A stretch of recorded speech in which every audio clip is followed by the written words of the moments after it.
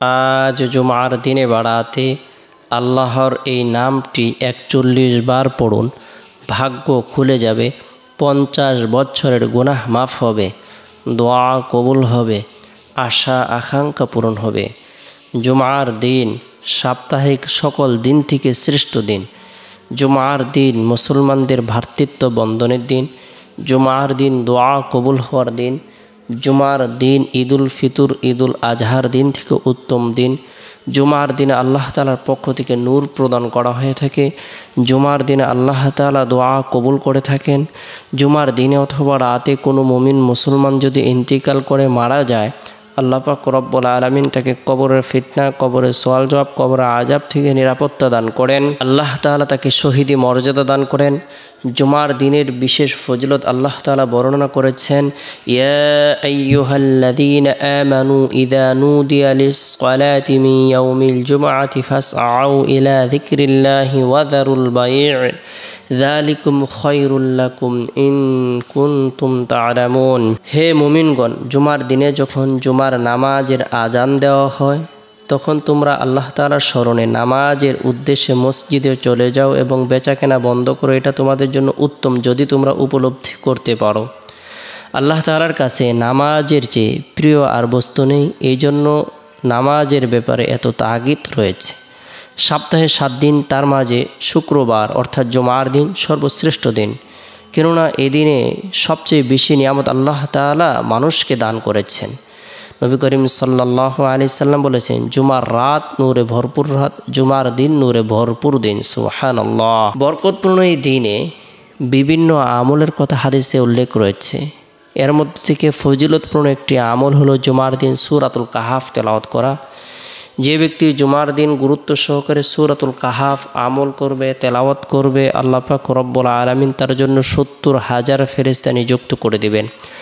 এই ৭০,০০০ ফেরেশতা দীর্ঘ ১ সপ্তাহ পর্যন্ত তার জন্য মাগফিরাত কামনা। যে ব্যক্তি জুমার দিন সূরাতুল কাহাফ আমল করবে, আল্লাহ পাক রব্বুল আলামিন তার ঈমানের মধ্যে একটি নূর প্রদান করবেন, যে নূরটি দীর্ঘ ১ সপ্তাহ পর্যন্ত তার অন্তরের মধ্যে চমকাইতে থাকবে। যে ব্যক্তি জুমার দিন সূরাতুল কাহাফ আমল করবে, আল্লাহ তাআলা তাকে দাজ্জালের ভয়াবহ ফিতনা থেকে নিরাপত্তা দান করবেন। আমরা গুরুত্ব সহকারে জুমার দিন ফজরের নামাজের পর থেকে নিয়ে জুমার নামাজের আগ পর্যন্ত যে সময় রয়েছে, এই সময়ের মধ্যে সূরাতুল কাহাফ আমল করার জন্য চেষ্টা করব। পরিবার পরিজনদেরকে সূরাতুল কাহাফ আমল করার ব্যাপারে উৎসাহ প্রদান করব। এরপরে জুমার দিন জুমার নামাজ সম্পূর্ণ করার পর, মা বোনেরা জোহরের নামাজ সম্পূর্ণ করার পর নিরিবিলি এক পরিবেশের মধ্যে বসে গুরুত্ব সহকারে আল্লাহ তাআলার প্রতি রুজু হয়ে আল্লাহর বরকতপূর্ণ এই নামটি আমরা ৪০ বার আমল করব। আর-রাফিউ, আর-রাফিউ নামের অর্থ হলো উন্নতি প্রদানকারী। আল্লাহ তাআলা শারীরিক উন্নতি প্রদান করেন, মানসিক উন্নতি প্রদান করেন। আল্লাহ পাক রব্বুল আলামিন সার্বিকভাবে উন্নতি প্রদান করে থাকেন। আল্লাহ তাআলা বান্দার সকল ধরনের জায়েজ হাজতকে পূরণ করে দেন। যে ব্যক্তি আর-রাফিউ নামটি পাঠ করবে, আল্লাহ তাআলা তার মনোবাসনাকে পূরণ করে দেবে। কেউ যদি বিশেষ করে জুমার দিন আর-রাফিউ নাম আমল করে, আল্লাহ তাআলা তাকে মাখলুকের মুখাফিক্কি থেকে নিরাপত্তা দান করবেন। আল্লাহ পাক রব্বুল আলামিন তাকে দারিদ্রতা থেকে, অভাব অনটন থেকে, জালিমের জুলুম থেকে, অত্যাচারীর অত্যাচার থেকে, হিংসুকের হিংসা থেকে, অহংকারকারীর অহংকার থেকে আল্লাহ তাআলা তাকে নিরাপত্তা দান করবেন, তাকে সম্মানিত করবেন, তাকে বিত্তশালী করে দিবেন। আর-রাফিউ নামটি আমরা ৪১ বার আমল করব। রব্বুল আলামিনের দরবারে কাকুতি মিনতি করে প্রার্থনা করব, দোয়া করব। অবশ্যই নামটি আমল করার পূর্বে গুনাহ মাফের উদ্দেশ্যে ইস্তিগফারের আমল করে নেব। আস্তাগফিরুল্লাহ রাব্বি মিন কুল্লি যামবি ওয়া আতুবু ইলাইহি। যে ব্যক্তি গুনাহ মাফের উদ্দেশ্যে তওবার নিয়তে বরকতপূর্ণ এই ইস্তিগফারের আমল করবে, যদিও তার গুনাহ সমুদ্রের ফেনা পরিমাণ হয় না কেন, মরুভূমির বালুকা রাশি পরিমাণ হয় না কেন, পৃথিবীর সমস্ত দিন পরিমাণ হয় না কেন, পৃথিবীর সমস্ত রাত পরিমাণ হয় না কেন, তবু আল্লাহ তাআলা ক্ষমা করে দিবেন, তাকে মাফ করে দিবেন। ইস্তিগফারের আমলের পর আর-রাফিউ নামটি আমরা 41 বার আমল করব রব্বুল আলামিনের দরবারে হাজত পূরণের উদ্দেশ্যে, রিজিক বৃদ্ধির উদ্দেশ্যে, ধন দৌলত বৃদ্ধির উদ্দেশ্যে, গুনাহ মাফের উদ্দেশ্যে, শারীরিক সুস্থতা লাভের উদ্দেশ্যে, ঋণ মুক্তির উদ্দেশ্যে রুনাজারি করব, প্রার্থনা করব, দোয়া করব। আল্লাহ তাআলা গায়বী সাহায্য প্রদান করবেন। পরে জুমার দিন আসরের নামাজ সম্পূর্ণ করার পর গুরুত্বপূর্ণ একটি আমল অবশ্যই আমরা করব। আল্লাহুম্মা সাল্লি আলা মুহাম্মাদিন নবীল উম্মি ওয়া আলা আলিহি ওয়া সাল্লিম তাসলিমা। ব্যক্তি জুমার দিন আসরের নামাজের পর কোনো ধরনের কথাবার্তা না বলে একাকী গুরুত্ব সহকারে এই দুরূদের আমল করে আল্লাহ তাআলা তার 80 বছরের সগীরা গুনাহকে মাফ করে দিবেন। সুবহানাল্লাহ। আল্লাহুম্মা সাল্লি আলা মুহাম্মাদিন নবীল উম্মি ওয়া আলা আলিহি ওয়া সাল্লিম তাসলিমা। আমরা এই দুরূদের আমল করব। এরপরে জুমার দিন সবচেয়ে বরকতপূর্ণ একটি মুহূর্ত হলো মাগরিবের পূর্ব মুহূর্ত। এই সময় আমরা সূরাতুল ইখলাস 10 বার তেলাওয়াত করব। যে ব্যক্তি সূরাতুল ইখলাস 10 বার আমল করবে, তেলাওয়াত করবে, আল্লাহ তাআলা জান্নাতের মধ্যে তার জন্য একটি প্রাসাদ নির্মাণ করবেন।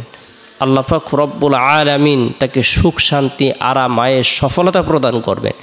আল্লাহ তাআলা তার পেরেশানিকে দূর করে দিবেন।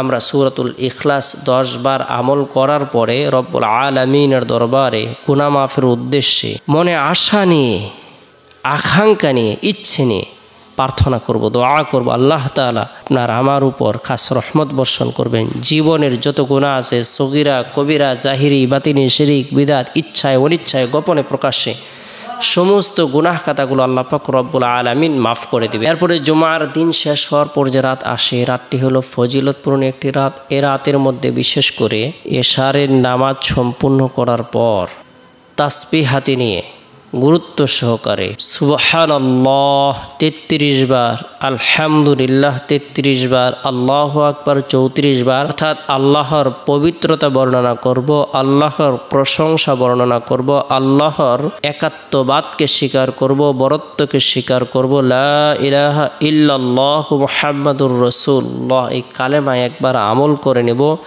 রাতে ঘুমানোর পূর্বে আল্লাহুম্মা বিসমিকা আমুতু আহইয়া, এই দোয়াটি পাঠ করে ঘুমিয়ে যাব।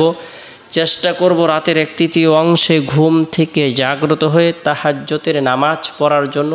কারণ আল্লাহ পাক রব্বুল আলামিন রাতের 1/3 অংশে প্রথম আসমানে আগমন করে থাকেন। বিশ্ববাসীর যা কিছু প্রয়োজন রয়েছে, হাজত রয়েছে, ইচ্ছে রয়েছে, আশা আকাঙ্ক্ষা রয়েছে, সব কিছু পূরণ করে দেওয়ার জন্য নিজের পক্ষ থেকে ঘোষণা করে থাকেন, দোয়া কবুল করে থাকেন। তাই জুমার দিনে অথবা রাতে আমরা প্রত্যেকেই যদি একাগ্রতার সাথে আল্লাহ তাআলার ইবাদত বন্দেগি করি, রব্বুল আলামিনের দরবারে রুনাজারি করি, আল্লাহ তাআলা আপনার আমার জীবনের সকল পেরেশানিকে দূর করে দিবেন, দুঃখ কষ্টকে দূর করে দিবেন, গুনাহকে মাফ করে দিবেন, ইচ্ছেগুলো আশা আকাঙ্ক্ষাগুলো পূরণ করে দিবেন, শান্তিময় সুখময় সফলতার জীবন দান করবেন, অভাব অনটনকে দূর করে দিবেন। আল্লাহ তাআলা আপনাকে আমাকে সকলকে গুরুত্ব সহকারে আল্লাহর ইবাদত বন্দেগি করার তৌফিক দান